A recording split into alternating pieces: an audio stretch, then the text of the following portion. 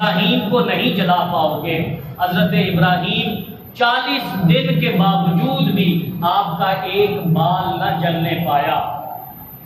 تو نمرود نے کہا کہ ابراہیم یہ تو بتا کہ تیرے رب کا لشکر کتنا ہے۔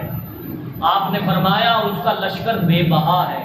یہاں پر رک کر ایک بات کرنا چاہوں گا، نمرود کو چاہیے تھا کہ وہ سوچتا کہ آخر کیوں 40 دن حضرت ابراہیم جل نہ پائے، لیکن جب طاقت کا نشہ سر چڑھ کے بول رہا ہو تب انسان کی سوچیں بھی بند ہو جاتی ہیں، تب انسان حق کا متلاشی ہو کر بھی حق کو تلاش نہیں کر پاتا۔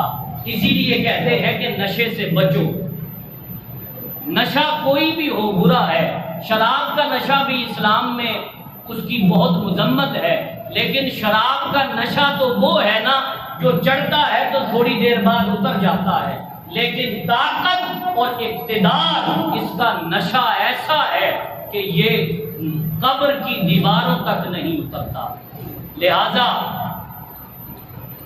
نمرود نے ایک لشکر جرار تیار کیا اللہ رب العزت کے خلاف، اور میدان میں جا کر کہا کہ آسمان کی طرف تیر برساؤ۔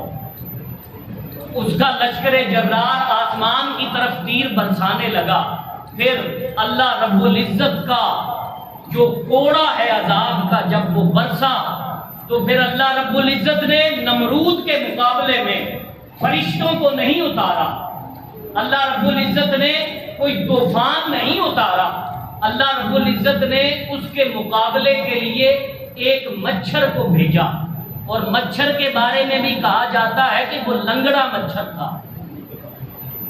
کہا مولا مچھر تو پورا بھیج دیتا، اللہ رب العزت نے فرمایا یہی تو دکھانا چاہتا ہوں کہ نمرود جیسا بدمست بھی اگر ایک لنگڑے مچھر سے مروا سکتا ہوں تو تم کس بات کی مولی ہو۔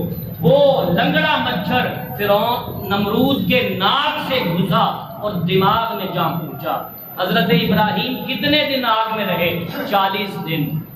پھر 40 دن وہ مچھر اس کا دماغ کھاتا رہا، اور جب اس کے دماغ میں درد ہوتا تو وہ سر میں جوتے مرواتا۔ 40 دن جوتے کھا کھا کر 40ویں دن واصل جہنم ہوا۔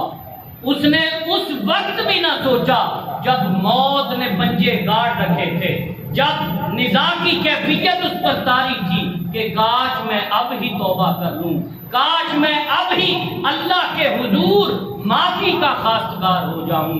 حاضرین گرامی قدر، ہماری حالت بھی بعین ہی ایسی ہی ہے۔ ہمارے دائیں بائیں ہر طرف کرونا وائرس نے موت کے پنجے گاڑ رکھے ہیں، لیکن ہم ہیں کہ ہم توبہ کی طرف نہیں پلٹتے، ہم ہیں کہ ہم اپنے احوال کو اللہ اور اس کے رسول کے بتائے ہوئے طریقے پر نہیں چلتے۔